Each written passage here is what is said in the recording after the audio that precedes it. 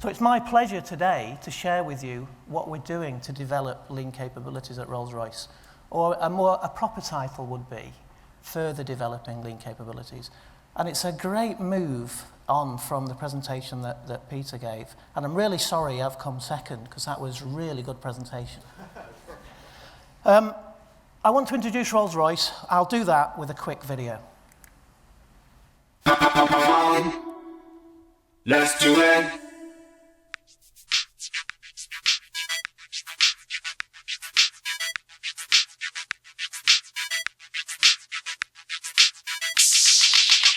Let's do it.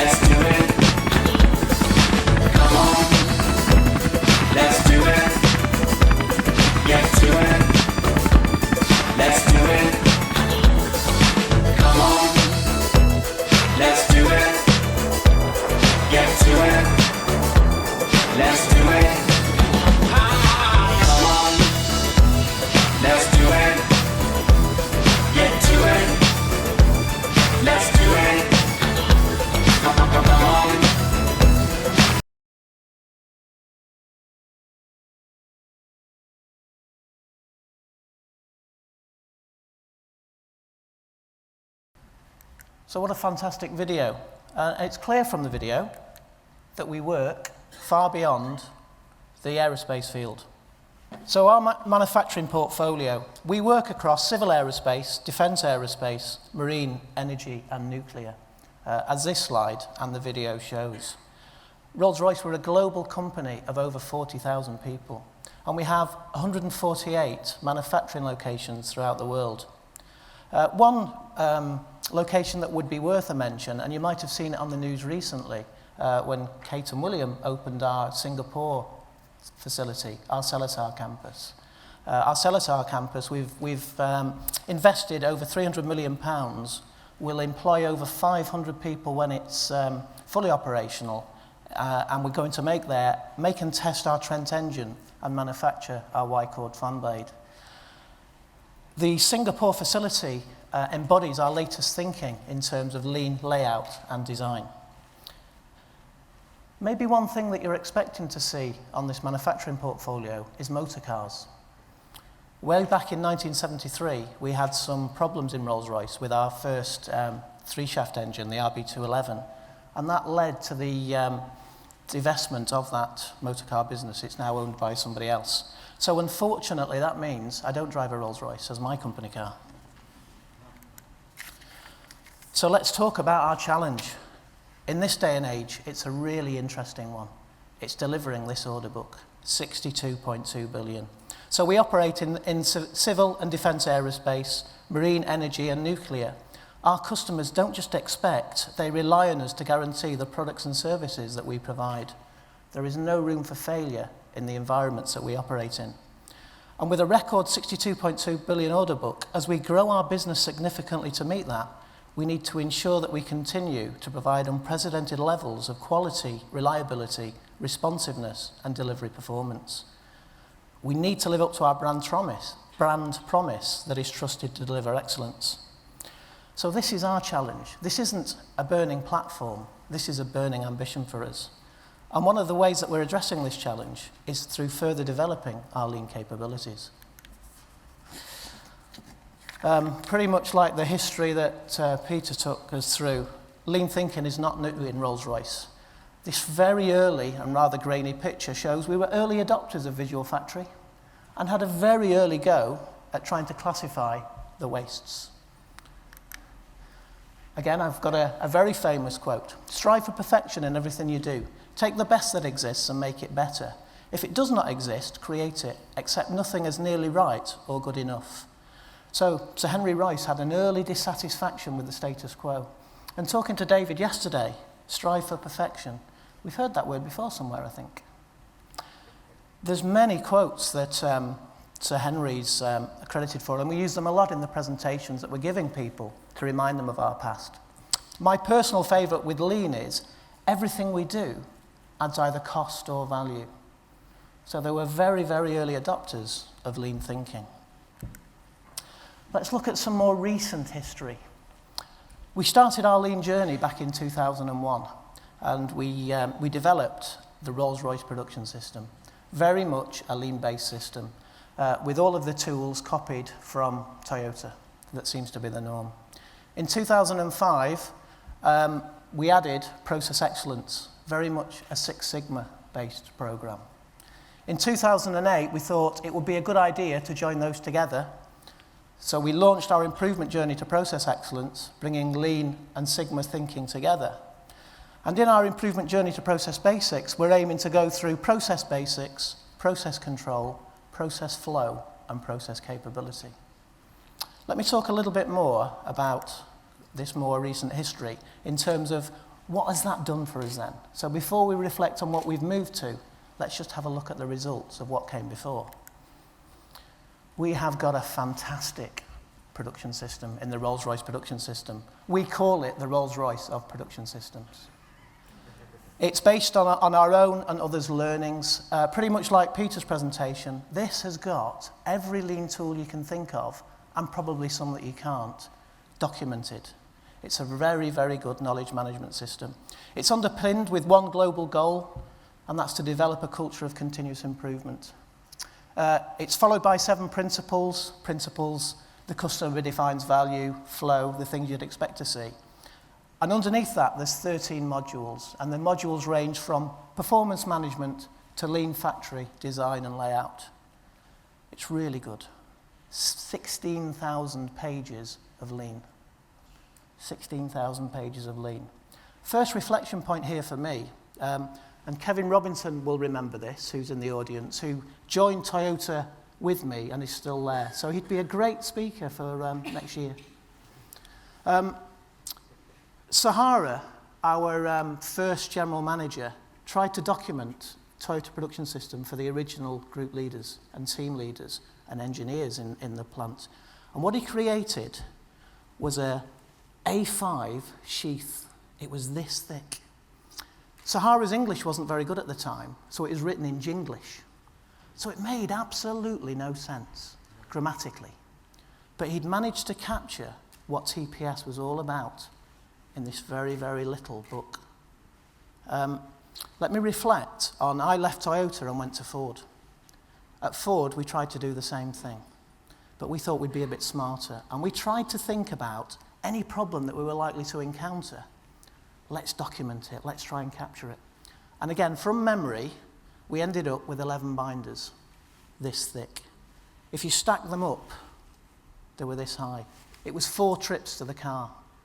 It was fun carting those around Europe. And I remember the look on people's face when you took them into the plant and said, do that and you'll be lean.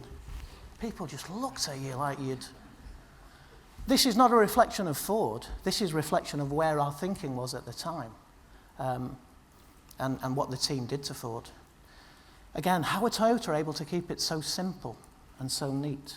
Whenever we try and document it, it gets complicated. I don't have an answer for that, but what I will move on to is to talk about how we're trying to simplify what we're doing. The way that we deploy the Rolls-Royce production system is through the improvement journey to process excellence. And this, again, it's an excellent system.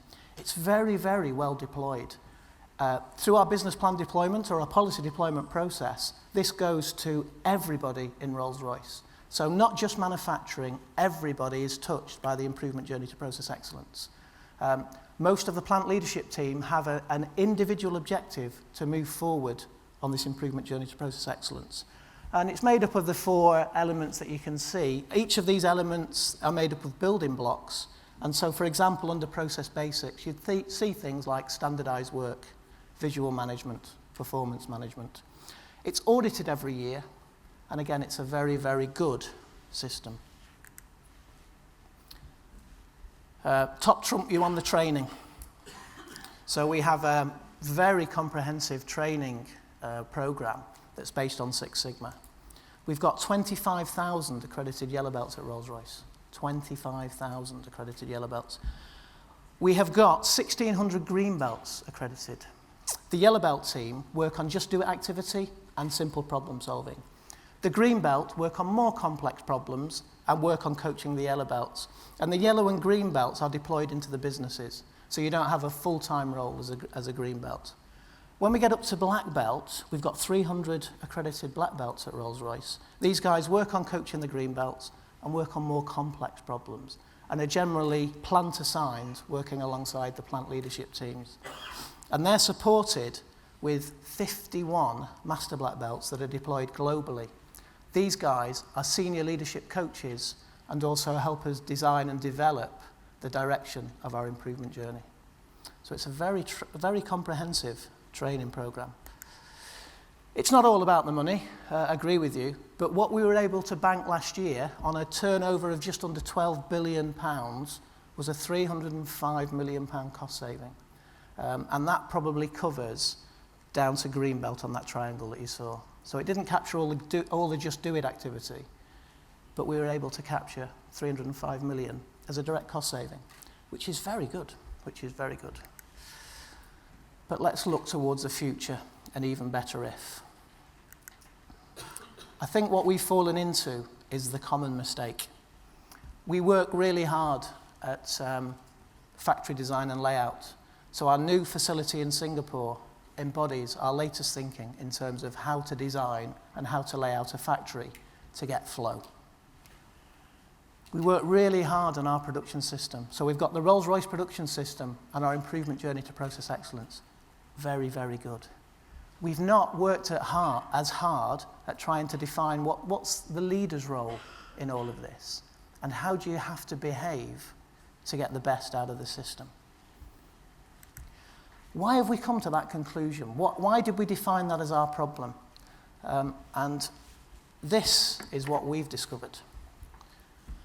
We have rushed to implement very advanced lean tools. Or let me put it another way. We've rushed for Six Sigma capable processes. But we can defeat any Six Sigma capability if we're not good at the basics. So simple non-following of standardized work, simple regression in our 5S or our visual management will defeat any process that's capable of Six Sigma performance. So what we're finding is that as we implement stuff in some of our plants and in some of these tools, we're seeing them regress. We're seeing them move backwards. So we're changing tack slightly. We're going back to the basics, and as we go and re-implement the basics, we're going to focus on some lean leadership actions.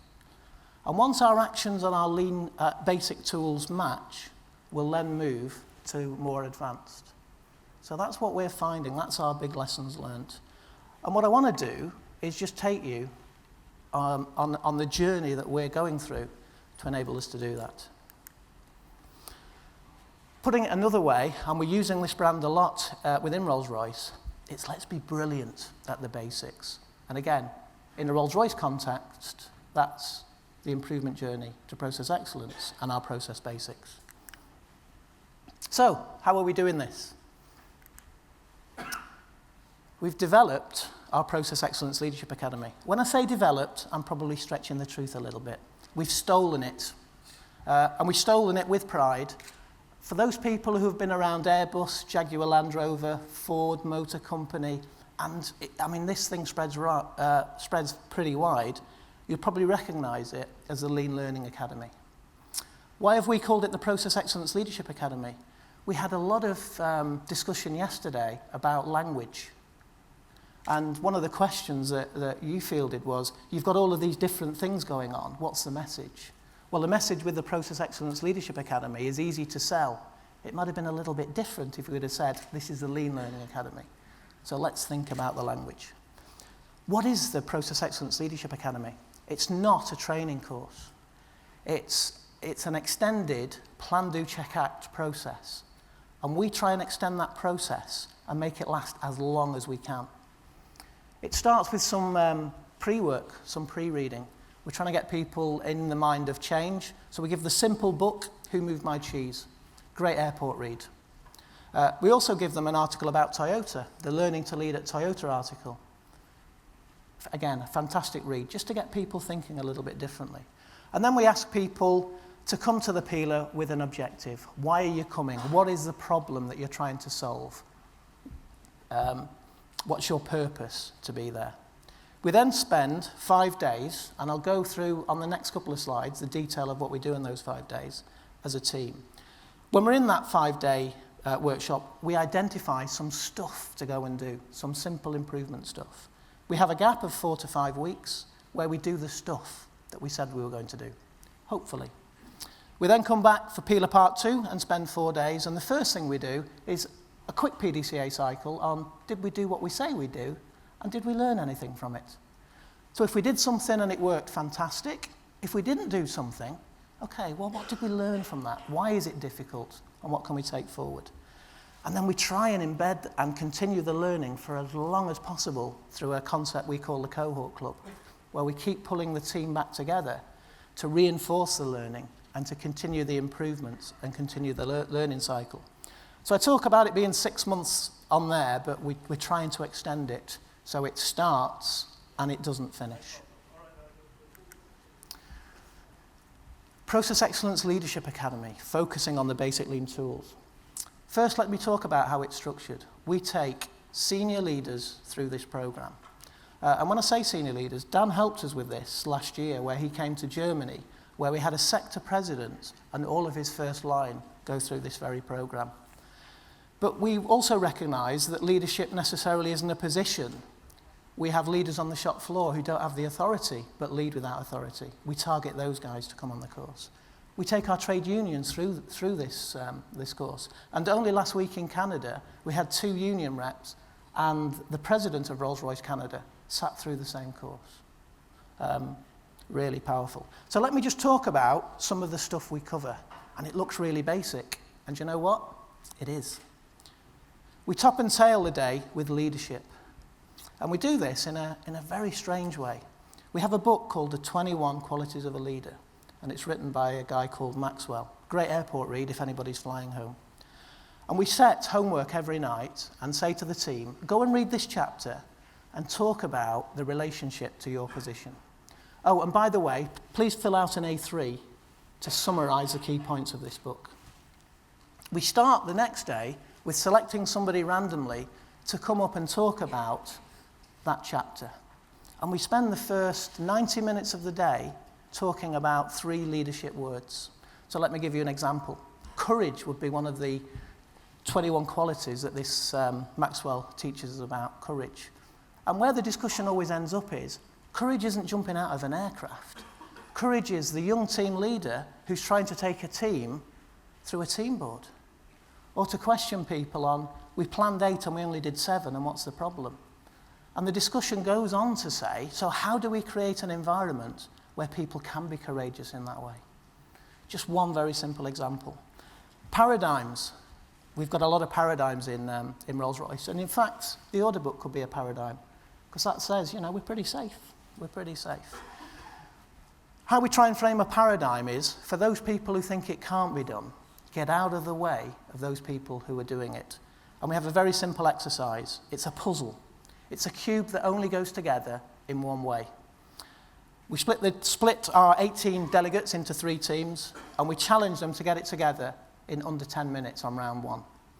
We generally have one team that doesn't finish. And the law of sod applies here. It's generally the team with the most senior person in. Strange how that works.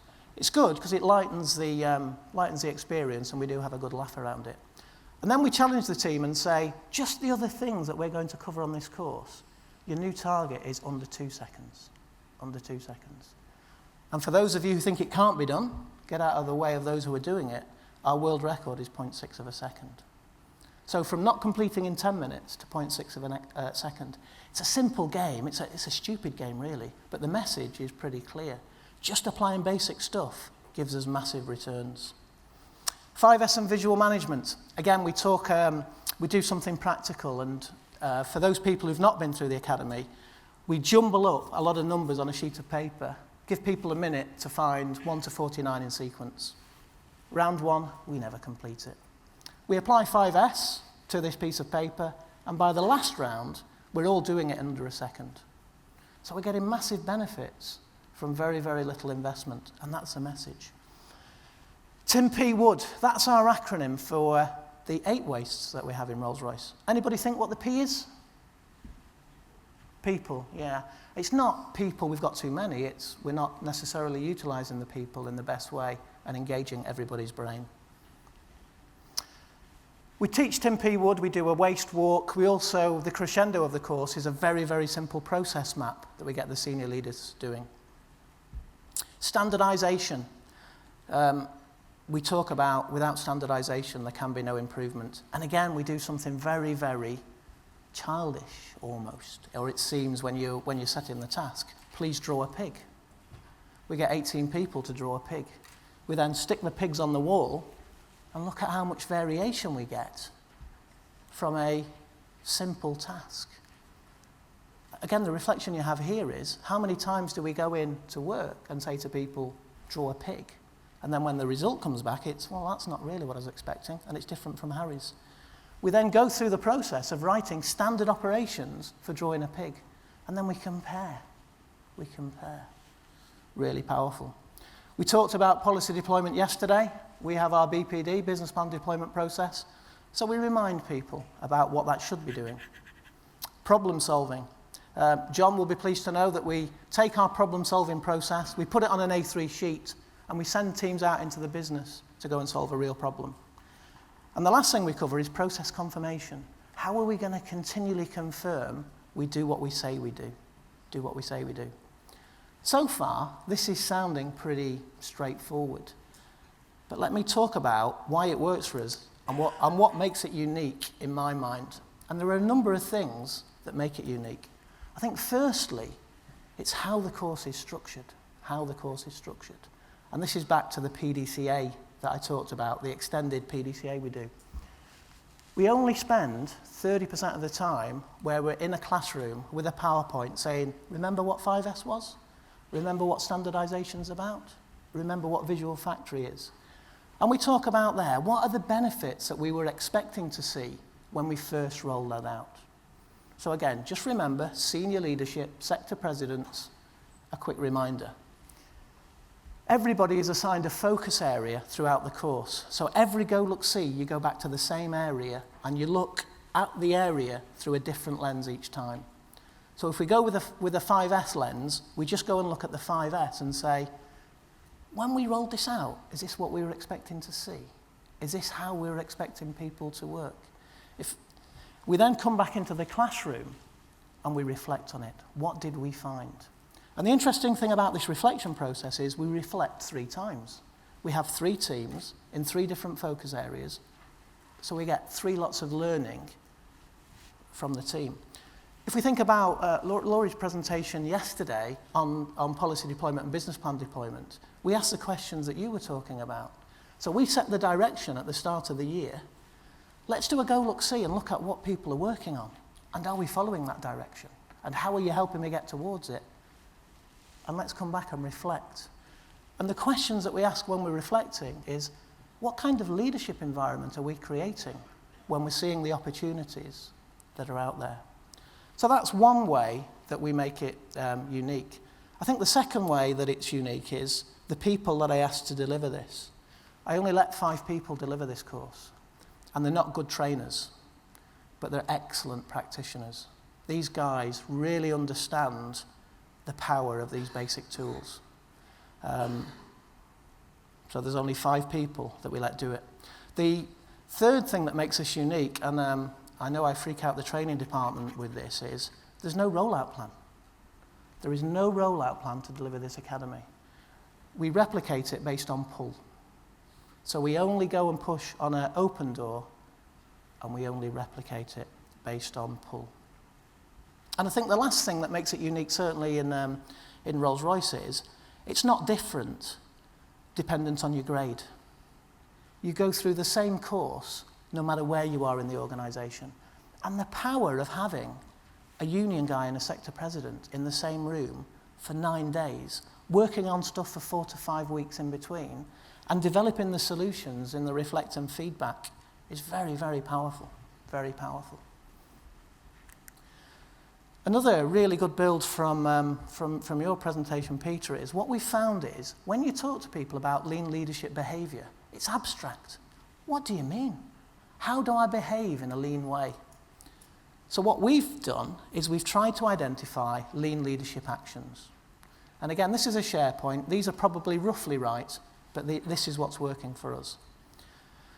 We talk about lead by coaching, but I had my mind change yesterday with the presentation from Mike Rother, because I wonder if we're teaching people or coaching people to make my Kanban system work, not to make their Kanban system work. But the principle behind this is leaders must coach and not fix. But we will go back with Mike, and the picture that's sticking in my mind from the presentation yesterday was the policeman versus the coach. And I think we're somewhere in between there, somewhere in between. Question and challenge. That's a strange leadership action. What do you mean, question and challenge? The best and most challenging question that I had to face when I was growing up in the Toyota world are you and your team having a good day? And how do you know? Now, that's dead easy eventually to answer when you make stuff. But what about if you don't? What about if you don't make stuff? And let me challenge the audience today. Ring back in the break and ask the guy or the girl who sat in your chair, are you having a good day? Are the team having a good day? And how do you know?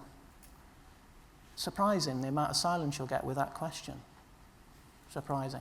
Another really good, interesting and challenging question when you're going around and observing people doing things like 5S or visual management boards is, that's really good, but what's it for? You'd be surprised at the amount of tumbleweed that creates. But it does give you an opportunity to go back and say, okay, let's lead by coaching. Let's explain to you why these simple tools are important. Act on data, not gut feel. We're talking about this in the context of problem solving. So how do we not deal with the symptoms, but how do we get to the root cause? Ensure full compliance to standard. So I talked about things regressing. That's because we're not rigorous enough, bloody-minded enough to keep those simple standard things that we implement going. Do what you say you would do. That's a great way of building trust and respect with the shop floor team when you're doing Go, Look, See. I'm not going to talk to you about Go, Look, See. I'm going to ask one of my colleagues to.